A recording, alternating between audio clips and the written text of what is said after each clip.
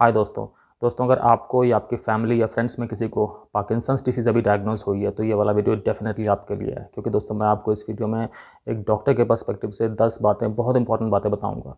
दोस्तों क्या होता है कि जब पार्किंसंस डिसीज़ जैसी कोई बीमारी, नर्वस सिस्टम की बीमारी होती है दोस्तों, लॉन्ग टर्म बीमारी है, ऐसी कोई चीज़ जब कभी किसी को डायग्नोज होती है तो इमीडिएटली तो कुछ समझ ही नहीं आता कि अब आगे क्या करना है, लाइफ आगे किस तरह से चलने वाली है।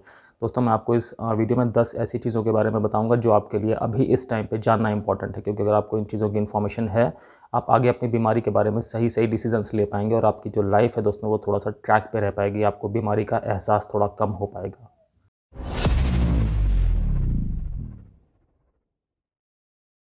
दोस्तों मैं doctor Kamal Singh, x armed forces medical college, x Fortis hospital, x a lot of corporate hospitals. दोस्तों मुझे 20 साल से भी ज़्यादा का क्लिनिकल एक्सपीरियंस है और मैंने critical care medicine, internal medicine, emergency medicine और फैमिली मेडिसिन में दोस्तों बहुत सारा काम किया है। दोस्तों जो सबसे इंपॉर्टेंट बात है वो ये है कि आपको अब एक स्पेशलिस्ट से ट्रीटमेंट लेना स्टार्ट कर देना चाहिए। आप ऐसा मत सोचिएगा कि आप किसी भी डॉक्टर के पास चले जाएंगे, किसी भी जनरल डॉक्टर के पास चले जाएंगे और आपका इलाज हो जाएगा।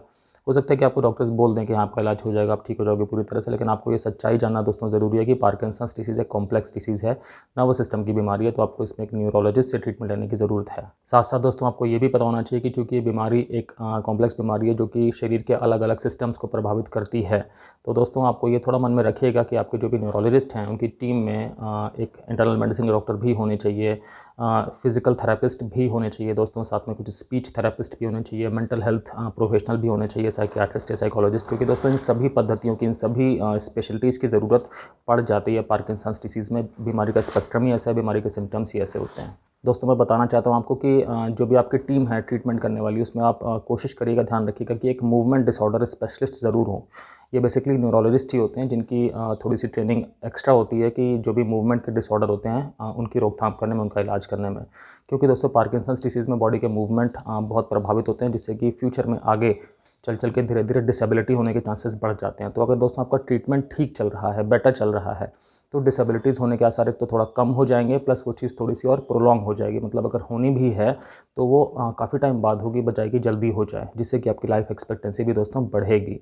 तो ये इंपॉर्टेंट है कि आपकी मेडिकल टीम पूरी तरह से स्पेशलाइज्ड टीम हो और आप ऐसा बिल्कुल भी ना करें कि बस किसी भी डॉक्टर से आप इलाज लेना स्टार्ट करते हैं। वो चीज़ दोस्तों ठीक नहीं है, किसी भी तरह से ठीक नहीं है। दोस्तों अगली चीज़ बहुत इंपॉर्टेंट है कि अब चूँकि आपको जस्ट अभी अभी पार्किंसंस डिसीज़ डायग्नोज हुई है, तो आई एम श्योर आपको शॉक लगा होगा।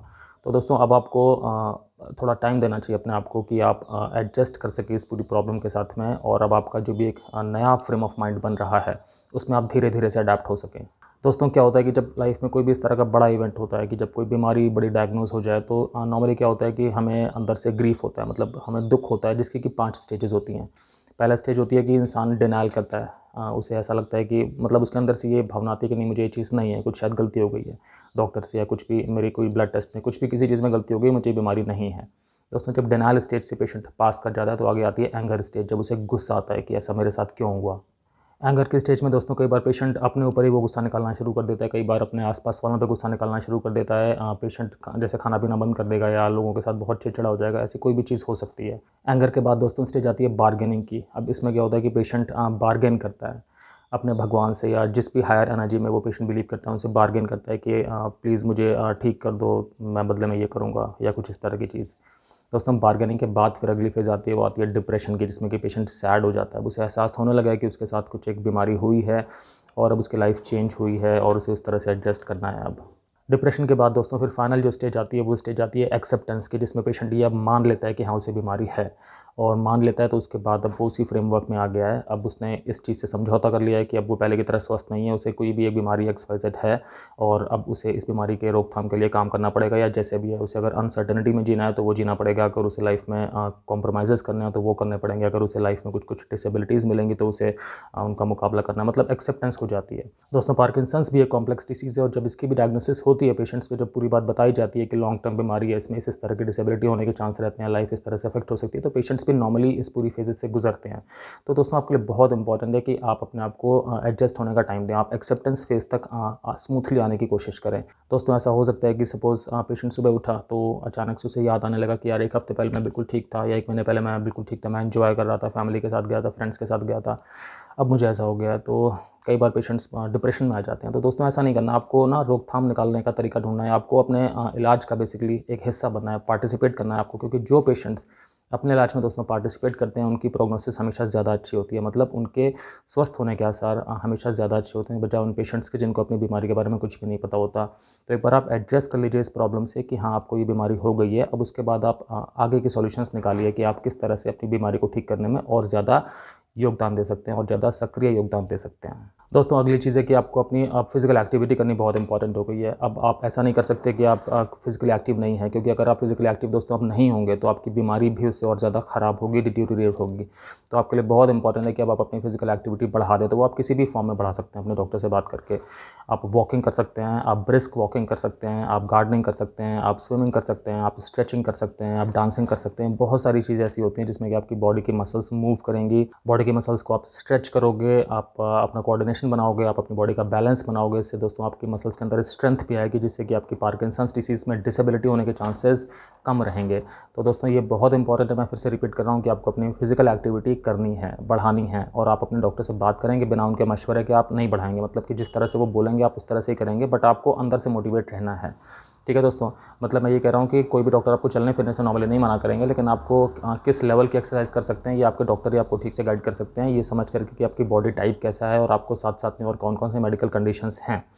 क्योंकि ऐसा ना होना कि आप अचानक से आपने बिल्कुल फुल स्पीड रनिंग वनिंग करना स्टार्ट कर दिया और आपकी बॉडी में और भी कई सारे रिस्क फैक्टर्स थे तो जिसका कुछ नेगेटिव प्रभाव पड़ गया। ऐसा नहीं होना चाहिए दोस्तों। फ़ायदे क्या क्या हैं एक्सरसाइज करने के या फिजिकल एक्टिविटी करने के पार्किंसंस में? कि आपकी फ्लेक्सिबिलिटी बहुत ज़्यादा बढ़ेगी, जो कि बहुत ज़रूरी है इन पेशेंट्स के लिए। बैलेंस बढ़ेगा दोस्तों, मतलब आपस में जो मसल्स का उनका कोऑर्डिनेशन है दोस्तों वो बहुत ज़्यादा इंप्रूव होगा। और इन सब चीज़ों के ज़रिए दोस्तों क्या होगा कि आपकी एंग्जाइटी भी कम होगी और आपका स्टैमिना बूस्टअप होगा दोस्तों। तो आपको जो भी चलने फिरने में, मूवमेंट करने में है, उसमें आपकी बॉडी बेटर सक्षम होगी बजाय कि अगर आप एक्सरसाइज नहीं कर रहे हैं। क्योंकि एक्सरसाइज नहीं करने पे दोस्तों ये सारी की सारी चीज़ें, आपका जो मस्कुलोस्केलेटल सिस्टम है वो वीक हो जाएगा, कमज़ोर हो जाएगा। तो फिर डिसेबिलिटी और ज़्यादा जल्दी आती है और ज़्यादा मात्रा में आती है। दोस्तों ये भी इम्पॉर्टेंट है कि आप अपने घर को कुछ इस तरह से बनाइए कि वहाँ पे एक्सीडेंट्स ना हो पाएँ। मतलब चलने फिरने का जो भी एक प्रोसेस है आपका, वो अब थोड़ा सा डिफरेंट आपको करना पड़ेगा। तो इस हिसाब से आपको अपना आसपास की जो सराउंडिंग्स है वो इस तरह से आपको चेंज करनी चाहिए, इस तरह से उनको अडेप्ट करना चाहिए जिससे कि आपको हेल्प मिल सके, आपको बहुत ज़्यादा तकलीफ़ ना हो। आप जब भी दोस्तों चलेंगे फिरेंगे तो आपको ये ध्यान रखना है कि आप बहुत तेज़ तेज़ ना चलें। साथ साथ में जो आपका हील है उसे आप पहले प्लांट करें, उसके बाद आगे का जो पैर के फिंगर्स हैं उनको रखें ज़मीन पे। साथ साथ दोस्तों आप पीछे की तरफ ना आएँ, क्योंकि इसमें हो सकता है कि आपका बैलेंस ख़राब हो जाए और आप गिर जाएँ। दोस्तों कोशिश करें कि जब भी आप चल रहे हैं तो कोई भारी चीज़ हाथ में ना लें, क्योंकि उससे भी आपका बैलेंस जो है वो बिगड़ सकता है। आपको ये ध्यान रखना है दोस्तों कि किसी भी स्लिपरी जगह पे जहाँ पे फिसलने के आसार हैं वहाँ पे आप कोशिश करें कि ना जाएँ, उस जगह को ड्राई होने के बाद ही जाएँ। और अगर जाना पड़ भी रहा है दोस्तों तो किसी सपोर्ट के साथ में जाएँ। दोस्तों आप वॉकिंग करने के टाइम पे एक केन ले सकते हैं, मतलब एक सहारा लेकर के वॉकिंग कर सकते हैं अगर आपको लगता है कि उससे आप ज़्यादा एफिशिएंटली कर पा रहे हैं तो। अगर दोस्तों आपको मुड़ना है, जैसे आप कहीं सीधे जा रहे हैं और आपको टर्न लेना है, तो बजाय तुरंत टर्न ले लेने के आप थोड़ा सा एक यू बना करके उसके बाद टर्न लें। इससे क्या होगा कि आपका बैलेंस थोड़ा सा बेटर रहेगा और आपके गिरने स्लिप करने के चांस कम रहेंगे। दोस्तों जब कभी आपको लग रहा है कि आप बहुत जल्दी में आपको कोई काम करना है तो उस टाइम, वो सबसे इंपॉर्टेंट टाइम है दोस्तों, उस टाइम पे प्लीज़ स्लो डाउन कर लो। क्योंकि जब ऐसा लगता है कि हमें बहुत ज़्यादा जल्दी में करना है तो नॉर्मली गलती हो ही जाती है और चलने फिरने में मिस्टेक हो जाती है और पेशेंट उस टाइम पे किसी एक्सीडेंट में पड़ सकता है, मतलब कहीं गिर विर सकता है। तो उस चीज़ में बहुत ध्यान रखना है हमें। सीढ़ी पे जैसे आप चढ़ते हैं दोस्तों तो हमेशा हैंड रेल को पकड़ के चढ़िए। कोशिश करिए कि आपको किसी भी ऊंची जगह से कोई सामान वामान निकालना हो तो आप खुद स्टूल पे या खुद सीढ़ी वीढ़ियों पे ना चढ़ें। कोशिश करें कि आप किसी और की हेल्प ले लें इस चीज़ में। दोस्तों ये चीज़ भी ज़रूरी है कि अगर आप चल फिर रहे हैं सपोज़ और आपको ऐसा लग रहा है कि आप डिज़ी हो रहे हैं, आपको ऐसा लग रहा है कि आपको कुछ कुछ अंदर से ठीक नहीं लग रहा, मतलब कमज़ोरी सी लग रही है, चक्कर सा आ रहा है, या आपको ऐसा लग रहा है कि आंखों के सामने अंधेरा सा छा रहा है, कुछ बैलेंस का लॉस हो रहा है, तो आप ऐसे में दोस्तों तुरंत किसी जगह पर बैठ जाएँ। ऐसा ना सोचें कि मैं थोड़ा धीमे चाल से चलते रहता हूँ या कुछ भी, ऐसा ना करें दोस्तों। कोशिश करें उसी जगह पर आप रेस्ट कर लेने की। साथ साथ दोस्तों ये भी इंपॉर्टेंट है, कई बार पेशेंट्स लेटे रहते हैं और अचानक से उठ के खड़े हो जाते हैं, चलना फिरना स्टार्ट कर देते हैं, जिससे कि उन्हें उस टाइम पर डिजीनेस होने लग जाती है, चक्कर आना स्टार्ट हो जाते हैं। तो दोस्तों आपको सारे के सारे मूवमेंट्स ना बिल्कुल कोऑर्डिनेटेड करने हैं, धीरे धीरे करने हैं, मतलब ग्रेजुअल करने हैं। अचानक से कुछ भी काम नहीं करना है आपको। तो अगर आप लेटे हुए हैं तो आप उठ करके बैठिए, बैठे रहिए पहले थोड़े से टाइम के लिए, जब आपको सब ठीक ठाक लगे उसके बाद आप खड़े होइए या चलने वाला काम करिए। अचानक से लेट करके और सीधे खड़े होकर चलने वाला काम आप अवॉइड करिए। दोस्तों अगला पॉइंट बहुत इंपॉर्टेंट है कि आपको अपने आप को एंगेज रखना है ओवरऑल। आपको ऐसा नहीं करना है कि अब आपकी लाइफ सिर्फ बीमारी से संबंधित ही रह गई है, अब आप सिर्फ सोचते ही पार्किंसंस के बारे में और कुछ भी नहीं, आपकी लाइफ से पूरा रस खत्म हो गया है, सारा चार्म खत्म हो गया। आपको ये बिल्कुल बिल्कुल नहीं करना है दोस्तों। क्योंकि दोस्तों साइंस में ये चीज़ पाई गई है, मतलब जो रिसर्च होती है उसमें ये चीज़ प्रूवन हुई है कि जो भी लोग थोड़ा सा एंगेज ज़्यादा रहते हैं, सोशली एंगेज रहते हैं अपने फ्रेंड्स के साथ में या अपनी फैमिली में, या अपने आप को किसी न किसी एक्टिविटी में लगा के रखते हैं। मेंटली मतलब वो एक ठीक ठाक प्लेस में होते हैं, मेंटली वो एंग्शियस नहीं हैं। तो दोस्तों इन लोगों की जो है प्रोग्रेस वो हमेशा ज़्यादा अच्छी होती है बजाय उन लोगों के जो लोग एंगेज नहीं रहते हैं इन चीज़ों में। तो दोस्तों इंपॉर्टेंट है कि आप अपने आप को बिल्कुल अकेला मत करिए, अपने आप को बिल्कुल खाली मत बैठने दीजिए, क्योंकि जब खाली रहेंगे तो ऑब्वियसली मन में कुछ ना कुछ एक डिसअपॉइंटिंग या डिप्रेसिंग विचार ही आएंगे, या किसी न किसी की बुराई आ रही होगी, या कुछ आप इस तरह की बेफजूल की चीज़ों में लग जाएंगे। तो ऐसा मत करिए, अपने रूटीन को दोस्तों प्लान करिए। वो पुराने तरीके होते थे कि आप लिख करके रूटीन प्लान करें, लेकिन दोस्तों वो बहुत ज़्यादा एफिशिएंट तरीके हैं आज भी। ऐसा नहीं है कि आपको अगर कुछ भी नहीं आप कर रहे हैं, आपके पास सिर्फ एक मोबाइल लिया हुआ है, आपने उसमें आप स्क्रॉल कर रहे हैं तो आपको लग रहा है कि आपके टाइम का आप अच्छा यूटिलाइजेशन कर रहे हैं। नहीं दोस्तों, वो वाली चीज़ ब्रेन के लिए अच्छी नहीं होती, और पार्किंसंस तो बीमारी ब्रेन को अफेक्ट करती ही है। तो आपको इसमें सोशली एंगेज रहना है, आपको दोस्तों से बात करनी है, चीत करनी है, आपको फैमिली के साथ में मिलना जुलना उठना बैठना है, कंपेनियन के साथ में। अगर आपका वर्क प्लेस है जहाँ पे आप काम करते हैं तो वहाँ पे जो आपके कोलीग्स हैं, आपको उनके साथ में एक सिस्टम बना के रखना है कि जिससे आपके विचारों का आदान प्रदान रहे हमेशा, आपको ये बिल्कुल भी ना लगे कि आप अकेले हैं। दोस्तों अगली चीज़ बहुत इंपॉर्टेंट है कि आपको अपने सिम्टम्स का ध्यान रखना है, कि जो आपके अंदर लक्षण हैं बीमारी के, तो आपको उनको ट्रैक करना है कि वो लक्षण अब क्या ज़्यादा स्ट्रांग हो रहे हैं दवा लेने के साथ साथ, या आप वो पहले से ज़्यादा इंप्रूव हो रहे हैं, कोई नए सिम्टम्स तो नहीं पैदा हो रहे हैं। आपको इन सारी चीज़ों का दोस्तों एक रिकॉर्ड रखना चाहिए। मतलब बहुत अच्छा होगा अगर आप इन चीज़ों का एक रिटन रिकॉर्ड रखेंगे अपने पास में, ताकि जब भी आप कभी डॉक्टर के पास जाएंगे तो डॉक्टर्स को भी हेल्प मिल जाएगी आपके इस रिटन रिकॉर्ड से। क्योंकि नॉर्मली क्या होता है दोस्तों कि पार्किंसंस में हमें लगता है कि ठीक है, कंपन होता है हाथों में, या बहुत ज़्यादा रिजिडिटी होती है, मतलब बहुत ज़्यादा मतलब बैलेंस का लॉस हो जाता है, कोऑर्डिनेशन का लॉस हो जाता है, यही सब चीज़ें होती हैं। लेकिन लोग नहीं ज़्यादा ध्यान देते हैं इन चीज़ों की तरफ कि इसमें और भी बहुत सारे लक्षण या सिम्टम्स हो सकते हैं जो बॉडी के अलग अलग सिस्टम से रिलेटेड हो सकते हैं। इसमें दोस्तों पेशेंट्स को कई किस्म की प्रॉब्लम्स हो सकती हैं। हो सकता है कि स्लीप ठीक से ना आए, हो सकता है कि पसीना ज़्यादा आना स्टार्ट हो जाए, हो सकता है कि स्पीच की प्रॉब्लम हो जाए, मतलब कि जिस तरह से वो बोल रहे हैं उस चीज़ में प्रभाव आ जाए। हो सकता है उन्हें मेंटल हेल्थ की प्रॉब्लम्स आ जाए, मतलब बहुत ज़्यादा एंग्जाइटी हो जाए, या बिल्कुल पैनिक अटैक आना स्टार्ट हो जाए, या डिप्रेशन हो जाए। सेक्सुअल प्रॉब्लम्स दोस्तों कई तरह की आ सकती हैं इन पेशेंट्स को। तो ऐसा नहीं है कि स्पेक्ट्रम सिर्फ और सिर्फ मसल्स या मूवमेंट का ही है। स्पेक्ट्रम में दोस्तों बहुत सारी चीज़ें आती हैं। तो कोई भी नया सिम्पटम अगर पैदा हो रहा हो आपको उसे बिल्कुल नोटिस में रखना है। आपको ये नहीं सोचना कि ये सिम्पटम अनरिलेटेड है पार्किंसन से। आपको ये मान के चलना है कि जो भी सिम्पटम पैदा हो रहा है वो पार्किंसन से रिलेटेड है, क्योंकि आपको तभी अपने डॉक्टर से आप उस चीज़ को डिस्कस कर पाएंगे, बात कर पाएंगे, और आपके डॉक्टर आपको बता सकते हैं कि क्या ये जो सिम्पटम है पार्किंसंस का है, या ये कोई अन्य बीमारी है, किसी अन्य वजह से है। दोस्तों अगला पॉइंट बहुत इंपॉर्टेंट है कि आपको अपनी बीमारी छुपानी नहीं है। क्यों छुपानी है? आपको बीमारी नहीं छुपानी है। आपकी किसी गलती से तो आपको बीमारी हुई नहीं है ना, बीमारी आपको हो गई है। दोस्तों बीमारी को बता के चलने से लाइफ में बहुत सारे बेनिफिट्स होंगे, आपको फ़ायदे होंगे, आपको लोगों का कोऑपरेशन मिलेगा, क्योंकि लोगों को पता है कि आपके अंदर अब क्या चीज़ें हैं, जो कि किस तरह की आपके अंदर क्षमताएं हैं जो अब लिमिटेड हो गई हैं, आपकी कैपेबिलिटीज़ किस तरह से चेंज हो गई हैं। तो उस तरह से लोग भी कहीं ना कहीं आपको जो आपको एनवायरमेंटल सपोर्ट है वो प्रदान करेंगे, ताकि आप अपनी लाइफ में आपको बहुत ज़्यादा स्ट्रगल्स ना हो अपनी डेली लाइफ में। दोस्तों मैं आपको बताता हूँ कि बीमारी हमेशा बता के चलना बहुत अच्छा है। पार्किंसंस की एग्जांपल ले लेते हैं कि अगर पार्किंसंस है और अगर आपने बता रखा है अपने फैमिली फ्रेंड्स में तो बहुत ही ज़्यादा अच्छा है। अदरवाइज़ क्या होगा कि वो लोग फिर अपने मन में खुद ही कुछ कयास लगाना शुरू कर देंगे कि शायद इनको ये बीमारी है, क्योंकि इन्हें कुछ तो बीमारी है ही। अगर इनका हाथ काँप रहा है या अगर ये ठीक से चल फिर नहीं पा रहे हैं तो वो अपने मन में सोचेंगे कि कुछ तो चीज़ है इनको। तो क्या होगा, वो नेटवर्क में सर्च करेंगे और जो कुछ भी आ जाएगा तो वो वैसे ही कुछ सोच लेंगे। तो कई बार ऐसा भी होता है कि फैमिली के अंदर जो क्लोज़ लोग हैं वो भी कुछ ना कुछ गलत ही सोचना स्टार्ट कर देते हैं कि कोई ऐसी लाइलाज बीमारी तो नहीं हो गई है। तो वो फिर सब चिंता में रहेंगे या आपको अवॉइड करेंगे या कुछ इस तरह की चीज़ें होंगी। लोग आपसे अपने रिश्तों को रीइवैल्यूएट करेंगे। तो इन सब कॉम्प्लेक्सिटी से बचने के लिए अच्छा है कि आप सीधे सीधे बताइए कि आपको ये वाली बीमारी है। बच्चों को भी पता रहेगा कि पार्किंसंस है, तो इतना उन्हें आइडिया है ना कि पार्किंसंस कोई इन्फेक्शन वाली बीमारी नहीं है। पार्किंसंस एक ऐसी चीज़ है जिसमें कि फैमिली का, अपने आसपास वाले दोस्तों का, सबका, फ्रेंड्स का सपोर्ट चाहिए होता है, क्योंकि सपोर्ट सिस्टम इंटैक्ट होने से, स्ट्रांग होने से बीमारी से लड़ने में रियल में हेल्प मिलती है इस बीमारी से। क्योंकि ये बीमारी ऐसी तो है नहीं कि एक हफ्ते में ठीक हो गई है या एक महीने में ठीक हो गई है। इसमें तो लॉन्ग टर्म प्रोसेस है सारी की सारी। तो स्पेशली जो लॉन्ग टर्म बीमारियाँ होती हैं दोस्तों, उसमें ज़रूर अपने समाज को, जो भी आपका समाज जितना भी बड़ा है, छोटा है, बड़ा है, आपको वहाँ पे टोटली पक्का अनाउंस करके बता के चलना है आपको। दोस्तों अगली चीज़ बहुत इंपॉर्टेंट है कि आपको अपने सोने का ध्यान रखना है, क्योंकि पार्किंसंस के पेशेंट्स को दोस्तों सोने के सिस्टम में प्रॉब्लम होती है। उनको नींद ठीक से नहीं आती है या नींद उनकी बार बार टूटती है, तो दिक्कत रहती है। मतलब स्लीप डिफिकल्टीज़ अपने आप में एक बहुत इंपॉर्टेंट, बहुत कॉमन सिम्टम है पार्किंसंस का। तो आपको क्या करना है दोस्तों, एक तो जो इसकी दवाएं भी होती हैं उनसे भी कई बार दिन में नींद ज़्यादा आती है, तो आप धीरे धीरे एडजस्ट होंगे खैर उस चीज़ के साथ में। फिर आपको ध्यान रखना है कि आप दिन में जो भी नैप लेते हैं तो कोशिश करिए कि 40 मिनट से ऊपर का नैप मत लीजिए। दोस्तों जो रात का टाइम है आपको इसमें अपना एक स्लीप का शेड्यूल बनाना चाहिए कि आप इतने बजे बिस्तर पे चले जाएंगे सोने के लिए। साथ साथ दोस्तों इंपॉर्टेंट है कि आप फिर रात के टाइम पे कोई भी स्टिमुलेंट्स तो बिल्कुल ना लें, मतलब कि जैसे कैफ़ीन हो गया या चाय वगैरह भी हो गई काफ़ी स्ट्रॉन्ग वाली जो होती है, या कुछ अल्कोहल या स्मोकिंग या कुछ भी ऐसी टोबैको वाली चीज़ बिल्कुल भी नहीं लेनी आपको जिनसे कि आपकी रात की नींद ना आए आपको, क्योंकि ये सारी चीज़ें दोस्तों स्टिमुलेंट्स होती हैं, इनसे शरीर उत्तेजित होता है अंदर से, तो नींद दूर भागती है। ये भी होना चाहिए कि आप रात के टाइम पे स्क्रीन वगैरह लेकर के फ़ोन की या किसी टैबलेट की, आईपैड वगैरह की, उनमें आप ना ज़्यादा व्यस्त हो जाएँ, क्योंकि फिर आपकी नींद ठीक से नहीं आएगी आपको। तो रात के टाइम जो ये स्क्रीन की लाइट होती है ये ठीक नहीं होती है नींद अच्छी आने के लिए, तो आपको इस चीज़ का ध्यान रखना है। दोस्तों ये भी इंपॉर्टेंट है कि जो आपका मैट्रेस है वो कंफर्टेबल हो, जो आपका पिलो है वो कंफर्टेबल हो, रूम के अंदर दोस्तों डार्कनेस ठीक ठाक हो, जो भी रूम का टेम्परेचर है दोस्तों वो भी थोड़ा सा ठीक ठाक हो, मतलब जो सोने के अनुकूल है वैसा ही हो।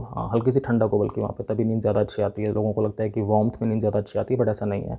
साथ साथ दोस्तों ये वाली चीज़ भी इंपॉर्टेंट है कि आप अपने सोने के पहले का एक थोड़ा शेड्यूल बनाइए, कुछ एक एक्टिविटीज़ रखिए कि जिन्हें आप सीक्वेंस में फॉलो करें और उसके बाद आपको नींद आ जाए, क्योंकि फिर बॉडी कुछ कुछ उस चीज़ में अडैप्ट कर जाती है। फिर आप रोज़ उसी शेड्यूल में चले जाएंगे और आपको पर्टिकुलर टाइम पे नींद आना स्टार्ट हो जाएगी। फॉर एग्जांपल कि आपने कुछ देर के लिए किताब पढ़ी, कुछ देर के लिए आपने म्यूज़िक सुना, उसके बाद आपने कुछ देर के लिए मेडिटेशन किया और फिर आप सोने चले गए।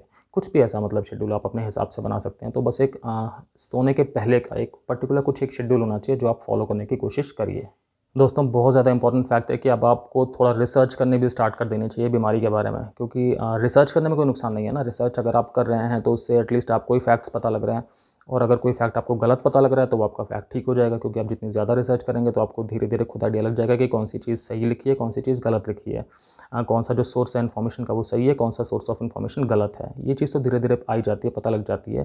प्लस आप अपने डॉक्टर से भी डिस्कस कर सकते हैं। दोस्तों रिसर्च करने से क्या फ़ायदा होगा कि आप बीमारी के साथ में आपको आइडिया रहेगा कि किस किस तरह की चीज़ें पैदा हो रही हैं या हो सकती हैं, और आपकी क्या एक्सपेक्टेशन है अपनी दवाओं से। दोस्तों दवाएं बहुत इंपॉर्टेंट होती हैं पार्किंसंस डिसीज़ में, और दवाओं का बहुत अच्छा इफेक्ट होता है, लेकिन कई बार ये भी देखा जाता है कि दवाएं शुरू में बहुत अच्छा इफेक्ट करती हैं, बट धीरे धीरे उनका इफेक्ट होना थोड़ा कम हो जाता है, लेकिन उनके साइड इफेक्ट भी थोड़ा थोड़ा सा बढ़ना स्टार्ट हो जाते हैं। कॉमनली देखा जा सकता है दोस्तों ये। तो अगर आपको आइडिया है इन चीज़ों का तो आप कोई भी साइड इफेक्ट है वो टाइम पे पकड़ सकते हैं, अपने डॉक्टर से उस बारे में सलाह कर सकते हैं। लेकिन अगर आपको आइडिया ही नहीं है तो फिर तो आप जो आपकी फॉलोअप की डेट है आप उसी दिन जाएंगे, उसके पहले आप सोचेंगे सब ठीक ही चल रहा है। तो रिसर्च का थोड़ा सा अपनी नॉलेज बड़े होने का हमेशा फ़ायदा होता है। आपको पता होना चाहिए कि आपको कौन कौन से ग्रुप की मेडिसिन दी जा रही हैं। दोस्तों इसमें जो दवाएं होती हैं वो बेसिकली 3 अलग अलग ग्रुप्स की होती हैं, जो मैं आपको प्राइमरी दवाओं की बात कर रहा हूँ। दोस्तों क्या होता है ना कि पार्किंसंस डिसीज़ होती है इसलिए क्योंकि आपके ब्रेन में डोपामिन नाम का जो केमिकल है वो कम है। तो डोपामिन नाम के केमिकल की कमी होने की वजह से देखा जाए तो ये सारा का सारा सिस्टम आपका ख़राब हो गया हो। तो दोस्तों जो दवाएं होती हैं उसमें एक ग्रुप ऐसा होता है कि जो डोपामिन को बनाने में हेल्प करता है। एक दूसरा ग्रुप होता है, ये मैं कॉमन ग्रुप्स की बात ही कर रहा हूँ। एक दूसरा ग्रुप होता है जो कि जो हमारे ब्रेन के अंदर जो नर्व सेल्स हैं, उन नर्व सेल्स को स्टिमुलेट करता है कि वो डोपामिन को ठीक से ले लें, मतलब उसका ठीक से उपयोग कर लें। और जो दोस्तों तीसरा ग्रुप होता है दवाओं का, उसका ये काम होता है कि जो डोपामिन बन गया है अब ब्रेन में, तो उसको ब्रेक डाउन होने से, मतलब उसको डैमेज होने से बचाएं, ताकि नर्वस सिस्टम उस डोपामिन का पूरा इस्तेमाल कर सके कम्युनिकेशन के लिए। तो आपको पता होना चाहिए कि आपको कौन से ग्रुप की मेडिसिन मिल रही है, कितनी डोज पे मिल रही है, इसके क्या क्या इफेक्ट हैं, इसके साइड इफेक्ट क्या हो सकते हैं, कितने टाइम के लिए मेडिसिन इस डोज पे चलेगी, वगैरह वगैरह। दोस्तों अगर आप किसी और पेशेंट को जानते हैं जिन्हें पार्किंसंस डिसीज़ है, या किसी ऐसी फैमिली को जानते हैं जहाँ पर कि पार्किंसंस डिसीज़ की हिस्ट्री है, तो आप उनके भी टच में रह सकते हैं। इससे एक तो आप बहुत सारे आप लोगों के कॉमन इमोशंस हो जाएंगे, जो जब आप शेयर करेंगे एक दूसरे के साथ में तो आपको हल्केपन का एहसास होगा। साथ साथ दोस्तों क्या ट्रीटमेंट चल रहा है वहाँ पे, तो उससे आप भी थोड़ा सा अंदाज़ा लगा सकते हैं कि सब कुछ ठीक आपके साथ चल रहा है कि नहीं चल रहा। एक थोड़ी सी एक्सपेक्टेशंस आपस में शेयर हो जाती हैं, और एक वो होता है ना कि एक कॉमन बीमारी है तो काफ़ी सारे इमोशंस कॉमन हो जाते हैं। तो इससे मतलब मैंने देखा है कि ये चीज़ हमेशा बीमारी में ठीक ही रहती है, अगर आप इस चीज़ को एक पॉजिटिव माइंडसेट के साथ में अप्लाई करें। तो दोस्तों ये भी बहुत इंपॉर्टेंट है कि आपकी डाइट प्रॉपर हो, मतलब आप ये ना करें कि आप बाकी सारी चीज़ों के चक्कर में ये खाना पीना अपना थोड़ा उस पर ध्यान ना दे पाएँ। ऐसा नहीं है, आपकी डाइट भी इंपॉर्टेंट है। ऐसा भी कुछ नहीं बोलूँगा कि बड़ी कोई पर्टिकुलर डाइट है पार्किंसंस में जो आपको फॉलो करनी है, लेकिन हाँ कुछ एक प्रिंसिपल्स तो हैं जो आपको फॉलो करने ही चाहिए पक्का पक्का। आपकी बॉडी में फ्लूइड की कमी नहीं होनी चाहिए, आपके खाने में फाइबर्स कम नहीं होने चाहिए, ताकि आपको कॉन्स्टिपेशन वगैरह ना हो। तो उसमें जो भी हमारी बॉडी में प्रोटीन की रिक्वायरमेंट होती है ना डेली की, 0.8 से 1 ग्राम पर केजी बॉडी वेट के हिसाब से, वो आपको पक्का पक्का पूरी करनी चाहिए। मैं आपको एग्जांपल बताता हूँ। अगर आपका वजन सपोज़ 50 किलो है, तो आप ये समझिए कि आपको डेली लगभग 40 से 50 ग्राम प्रोटीन की रिक्वायरमेंट है। अगर आपको और कोई मेडिकल कंडीशन नहीं है तो आप हमेशा अपने डॉक्टर से बात करने के बाद फिर ये प्रोटीन की रिक्वायरमेंट को फॉलो करिएगा। दोस्तों इंपॉर्टेंट है कि आपको दिन में जितनी कैलोरीज़ का इंटेक होना चाहिए, आपको उतनी कैलोरीज़ खाने के ज़रिए में आपके अंदर पहुँचें। आपका जो खाना पीना दोस्तों वो बैलेंस डाइट हो, मतलब उसमें फ्रूट्स पियो, उसमें वेजिटेबल्स पियो, उसमें कार्बोहाइड्रेट्स पियो जितने होने चाहिए। उसमें ये ना हो कि वो जो आपकी डाइट है वो सिर्फ एक तरफ टिल्टेड हो कि आप सिर्फ कार्बोहाइड्रेट्स ही खा रहे हैं, प्रोटीन की कमी हो गई है। आपको दोस्तों ये सब बिल्कुल नहीं करना है। आपको प्रोटीन के जो भी रिच सोर्सेज होते हैं वो ज़रूर इस्तेमाल करने हैं। साथ साथ दोस्तों कई बार इन पेशेंट्स में देखा जाता है कि हड्डियाँ कमज़ोर होने लग जाती हैं, तो कैल्शियम की कमी नहीं होनी चाहिए, विटामिन डी की कमी नहीं होनी चाहिए। वैसे आपके डॉक्टर्स इन बातों का ध्यान रखेंगे, बट आप भी अपने हिसाब से कोशिश करिए कि जो भी डेयरी प्रोडक्ट्स होते हैं उनका इस्तेमाल करिए अगर आप कर सकते हैं। मतलब अगर आपको डॉक्टर ने नहीं मना किया हुआ तो आपको ज़रूर लेना चाहिए, ताकि आपकी बॉडी में किसी भी विटामिन की कमी ना हो। आपके अंदर दोस्तों विटामिन B12 की कमी भी नहीं होनी चाहिए, क्योंकि वो भी पार्किंसंस में बहुत उसका भी इंपॉर्टेंट रोल होता है दोस्तों, क्योंकि विटामिन B12 नर्वस सिस्टम को प्रभावित करता ही है। तो जो भी इसके रिच सोर्सेज होते हैं दोस्तों, जैसे एग्स हो गया, मीट हो गई, फिश हो गई, नॉन वेजिटेरियन वगैरह हो गया, डेयरी प्रोडक्ट्स हो गए, आपको इन सब चीज़ों पर ध्यान रखना चाहिए। आप जो भी ले सकते हैं वो आप लेते रहें। दोस्तों आपको कुछ एक प्रिंसिपल्स बना लेना चाहिए कि आपको एक तो खाना कभी भी स्किप नहीं करना है। ये नहीं करना कि अब मैं खाना नहीं खाऊंगा या कुछ भी मतलब आपने कोई भी लंबा फास्ट रख लिया। आपको कोशिश करो कि ऐसा मत करो, क्योंकि आपकी बॉडी में एनर्जी की रिक्वायरमेंट जो है वो लगातार पूरी होती रहनी चाहिए। आपको ये भी दोस्तों नहीं करना है कि आपने ओवर ईटिंग कर ली, मतलब अचानक से बहुत ज़्यादा खाना खा लिया, वो भी ठीक नहीं होता। दोस्तों आपको ये भी नहीं करना है कि आप के पास खाना आया तो आपको बस फटाफट से खाना खा लेना है। नहीं, आपको अपने आप को टाइम देना है पूरा खाना फिनिश करने के लिए। मतलब ऐसा नहीं करना कि ये बस बहुत जल्दबाजी में खाना खाना है, क्योंकि जो भी निगलने की प्रोसेस होती है ना दोस्तों, वो भी कोऑर्डिनेटेड होती है, उसमें भी मसल्स का नर्व्स का काम होता है। तो आपको सारे के सारे काम जो है दोस्तों ये बहुत ग्रेजुअली करने हैं, मतलब कि धीरे धीरे करने हैं, बड़ी बैलेंस गति से करने हैं। दोस्तों उम्मीद करता हूँ कि आपको वीडियो देख के कुछ फ़ायदा हुआ होगा, आपको कुछ एक नॉलेज की बातें पता लगी होंगी शायद, और अपनी पार्किंसंस की बीमारी में आप अपने आप को अब अकेले नहीं पा रहे होंगे। आपको ऐसा लग रहा होगा कि आपके पास इन्फॉर्मेशन है और आप उससे फ़ायदा उठा सकते हैं। आपके जैसे बहुत सारे मरीज़ हैं दुनिया में, बल्कि जो कि पार्किंसंस से बहुत ब्रेवली मुकाबला कर रहे हैं। अपनी लाइफ को नेगेटिवली अफेक्ट बिल्कुल भी नहीं होने दे रहे वो लोग, बल्कि वो लोग अपनी लाइफ का एक पार्ट बना लिया उन्होंने पार्किंसंस को, कि ठीक है एक पार्ट है ये, और मुझे इस पार्ट को मैनेज करना है और बाकी मेरी लाइफ चलती रहेगी, बाकी मेरी लाइफ में कोई कमी नहीं आएगी। तो आपको भी दोस्तों इसी तरह से पॉजिटिव माइंडसेट के साथ में अप्रोच करना है ज़िंदगी को। और दोस्तों अगर आपको वीडियो अच्छा लगा हो, अगर आपको लग रहा हो कि किसी और को फ़ायदा हो सकता है, तो प्लीज़ शेयर ज़रूर करिएगा। आपको जो भी कमेंट्स लिखने हो या वो मोस्ट वेलकम।